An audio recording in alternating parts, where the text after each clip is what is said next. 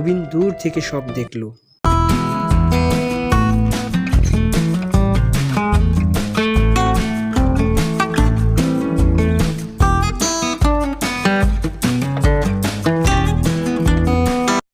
জানা গেল সেই ছেলেটা আত্মহত্যা করেছে। শুনে রবিন অবাক হয়ে গেল। তার জানা যায় রবিন ও প্রিন্সিপাল উপস্থিত ছিল। রবিন প্রিন্সিপালকে বলল, গুড নিউজ স্যার, পুলিশ এবং ছেলেটার বাবা জানেন যে ছেলেটা আত্মহত্যা করেছে। পোস্টমর্টেম রেজাল্টেও এসেছে শ্বাসরুদ্ধ হয়ে যাওয়াই মৃত্যুর কারণ। কিন্তু তারা জানে না যে গত 4 বছর ধরে বেচারা মেন্টালি প্রেসারে ছিল। এটা তো রিপোর্টেই নেই স্যার।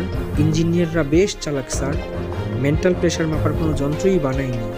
থাকলে বোঝা যেত যে এটা আত্মহত্যা না, মার্ডার স্যার। পরদিন স্যার তাকে অফিস কক্ষে ডেকে নিয়ে বলে, জয়ের মৃত্যুর জন্য তুমি আমাকে দায়ী করছো কেন? একজন ছাত্র যদি প্রেশার না নিতে পারে তাহলে আমরা কিভাবে